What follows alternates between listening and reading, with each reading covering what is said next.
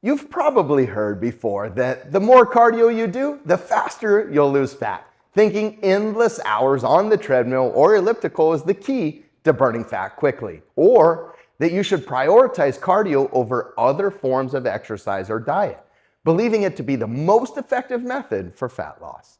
I can see there's still a lot of confusion out there about cardio and fat loss.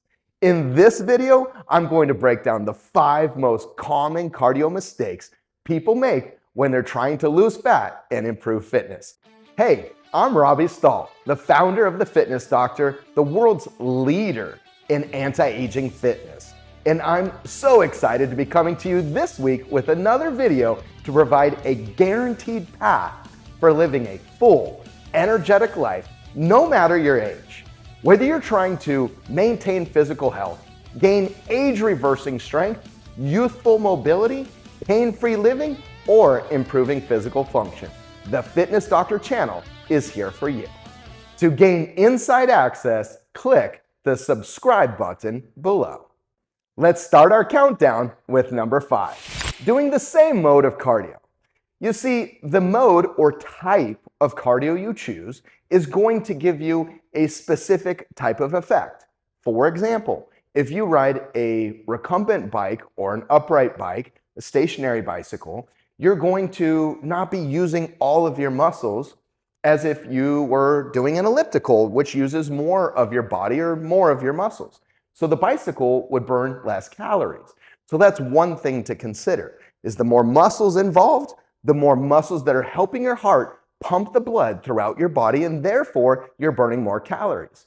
But also, if you stay doing the elliptical or treadmill or rower or bike or fill in the blank, and you stay doing that for a period of time for beyond 3 to 4 weeks, you're going to, even early on, but especially by that point, start to become more biomechanically efficient at that form of cardio.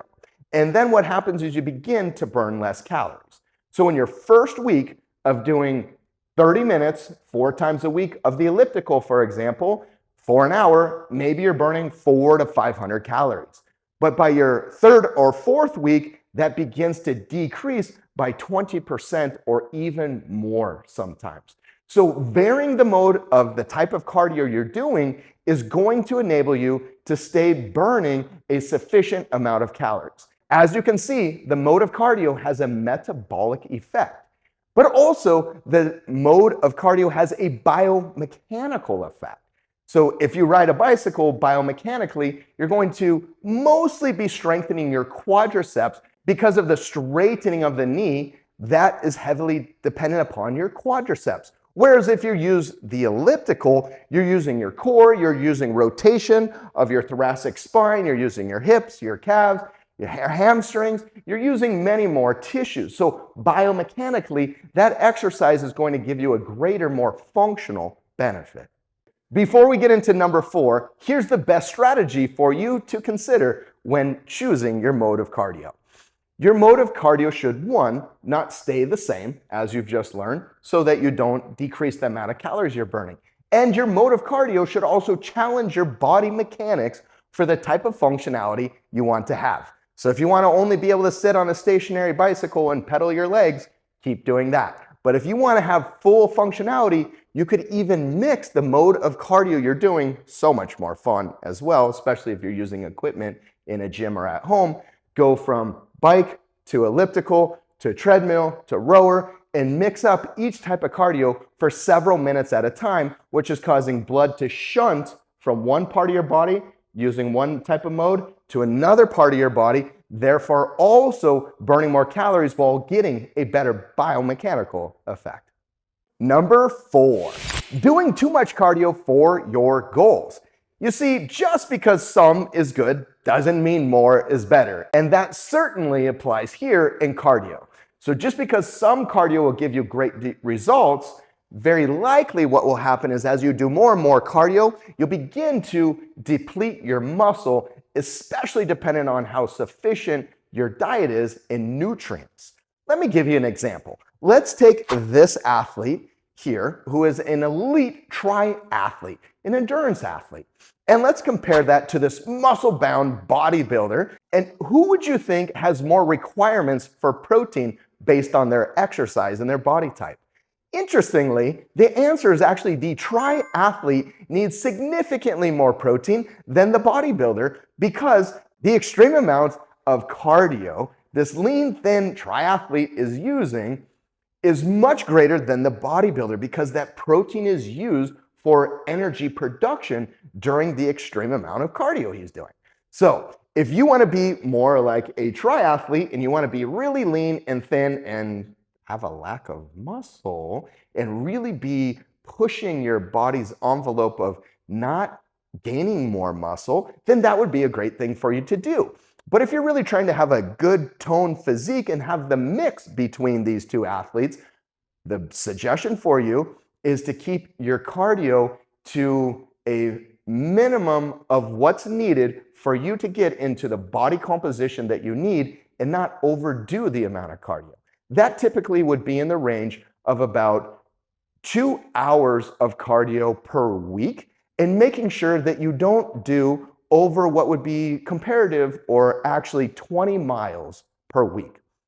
Let me give you an example on that second item. There was an amazing 20 miles per week study done. This was on 43,000 participants over the course of 20 years. And what they found in this study on the functional health side is this.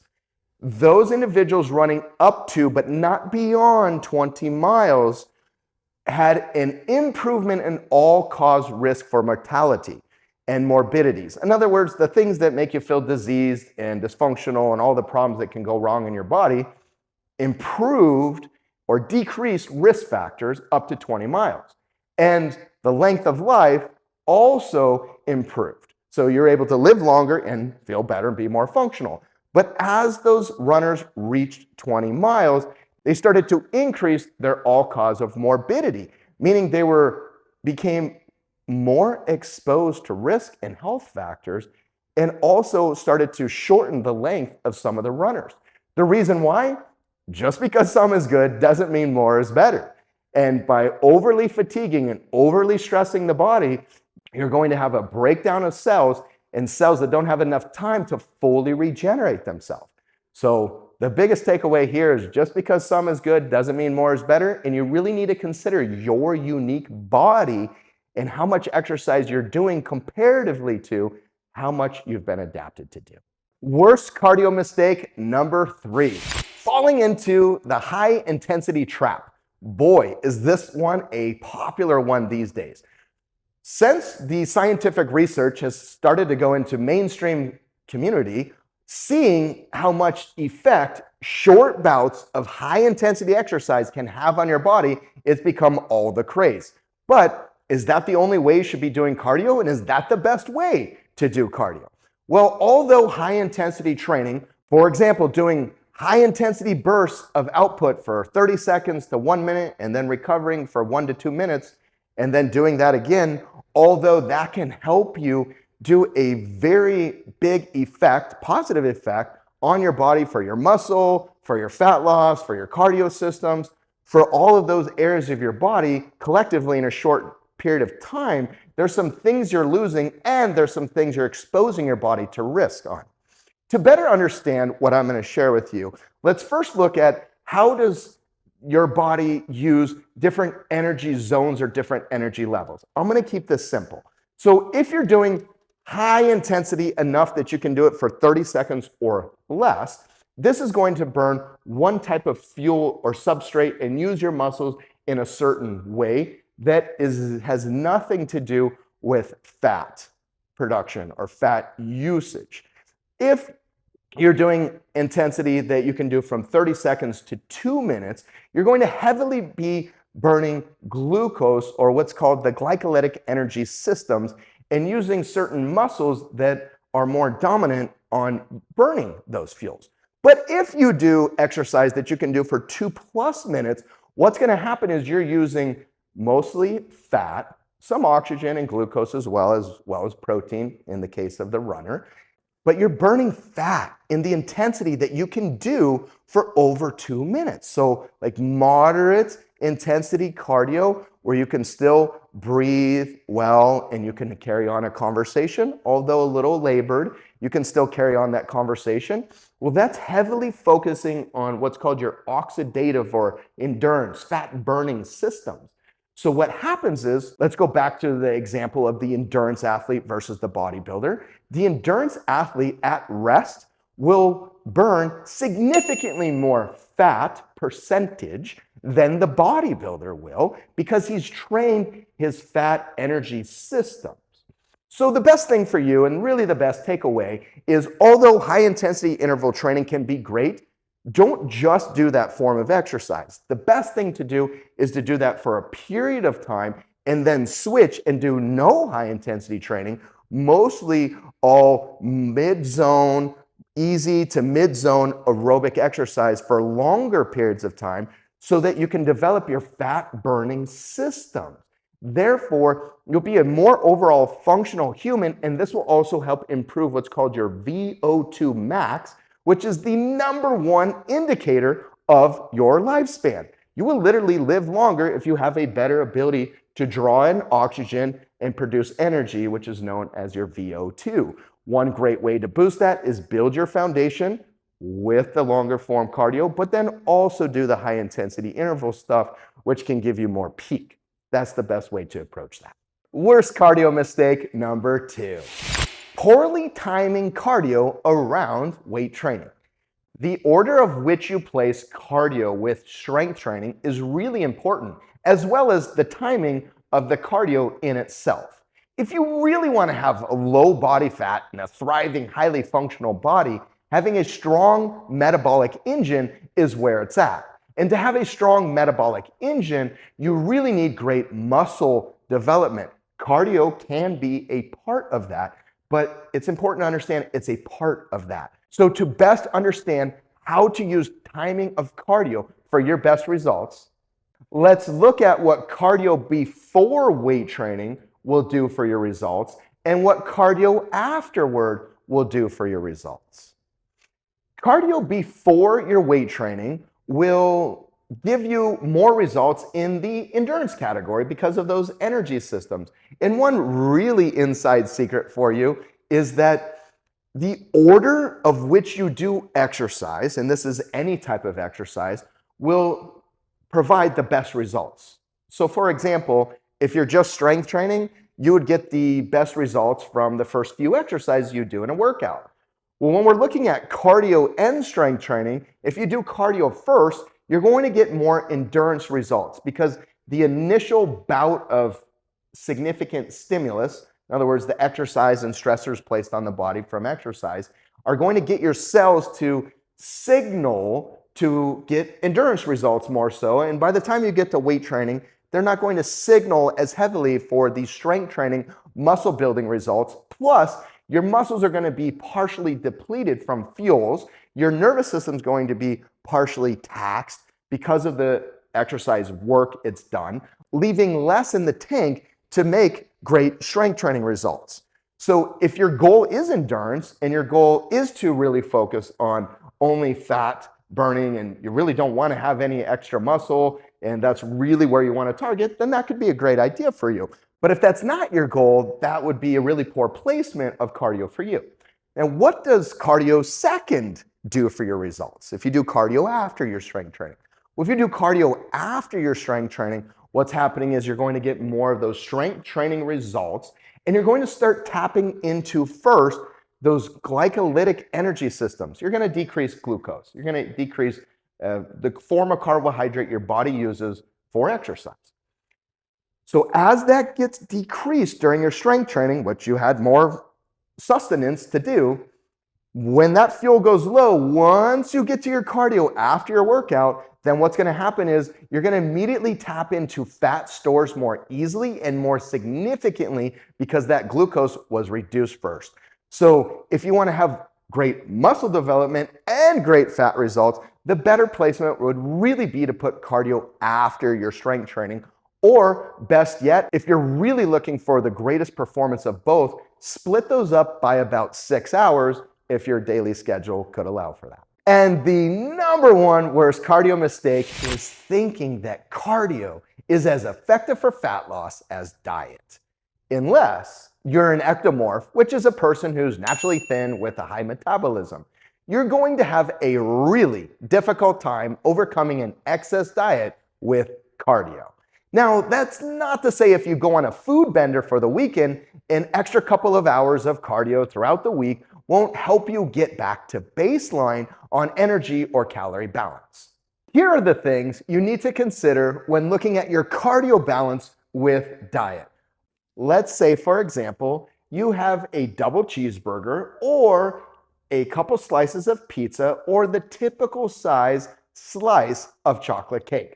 All of those have about 500 calories. Now let's compare that with cardio or exercise. To do that, we need to look at what's called a metabolic equivalent. I'm going to keep this simple for you. I'm going to set an example with someone a little bit above the average metabolism or the amount of calories they're burning per hour.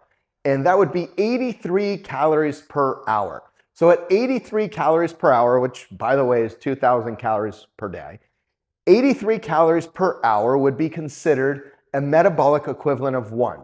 The metabolic equivalent is how much calories do you burn at rest, at total rest. So this example, the individual burns 83 calories at total rest, doing nothing, 83 calories. Now to figure out how many calories you would burn with physical activity, we look at metabolic equivalents and how cardio or exercise is applied to that. If you're walking at a very fast pace, that would be 4 miles per hour, and you do that for an entire hour, that would be a metabolic equivalent of 5. So you're burning 5 times the amount of calories you do at total rest. And this would equate to 415 calories. Very fast walking, an entire hour, slightly above average for the amount of calories burning per hour, and you still wouldn't burn off that cheeseburger, those 2 slices of pizza, nor that typical size slice of cake. But let's look at if you really brought it up to a very high performance level and you were running at a 9-minute mile for an entire hour, which unless you're in extremely good condition is not going to happen. But for sake of this example, let's say that you were doing that. 9-minute mile, total of an hour, that's an equivalent or metabolic equivalent of 11, which is 913 calories that you would burn in an hour, seriously pushing yourself with a seriously fit body. And then, yes, you'd be able to burn off those items and more, which is why someone who's super fit and exercises that hard is able to create that calorie balance. But for most people, that's really difficult. But whether your fitness is on the lower spectrum or the higher spectrum, here's the problem with this, is you're setting yourself up for willpower. And oftentimes, most individuals, when they eat those foods that they feel like they shouldn't, they end up feeling shame or like they failed, which by the way, don't do that to yourself because it just puts yourself in a negative rut and actually makes it easier to repeat the pattern.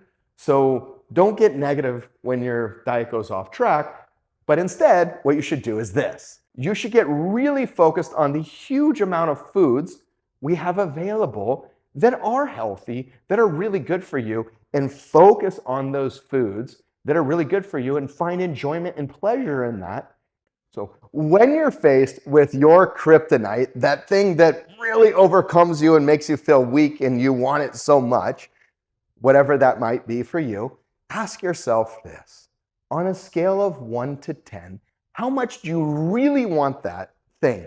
And how will you feel tomorrow? And how will you feel next week? And on the scale of 1 to 10, 10 being you're going to feel amazing tomorrow, you're going to feel great next week, and you're going to have like the best time of your life eating this food. Okay, have it. But the reality is most of the time it's not going to be a 10. And when it is, enjoy it. Just don't do it every day.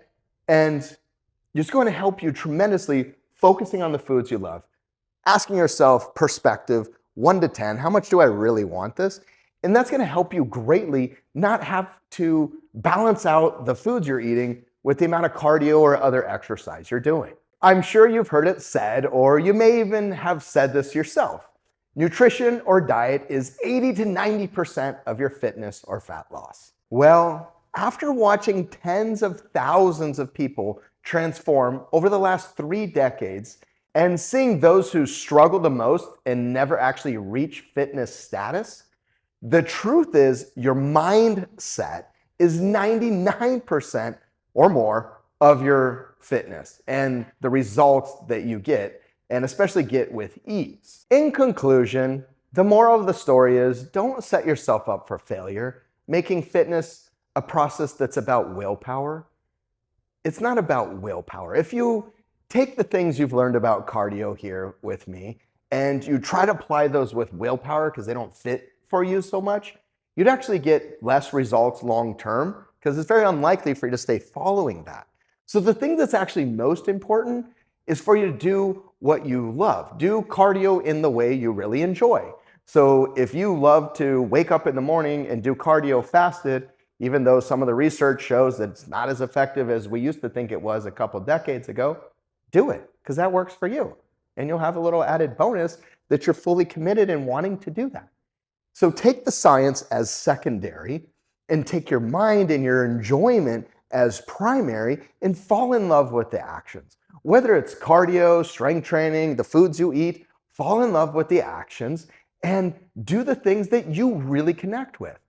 And that's the same way that we teach even strength training, is making sure that each exercise fits your body in a way that makes you ideally and optimally functional and that you really enjoy it. So falling in love with the actions and truly enjoying the process, that's what always yields the best results. If you connected with what I shared with you here, please leave those notes in the comments below. Or if you have any questions, leave that below. I'll be looking forward to hearing from you.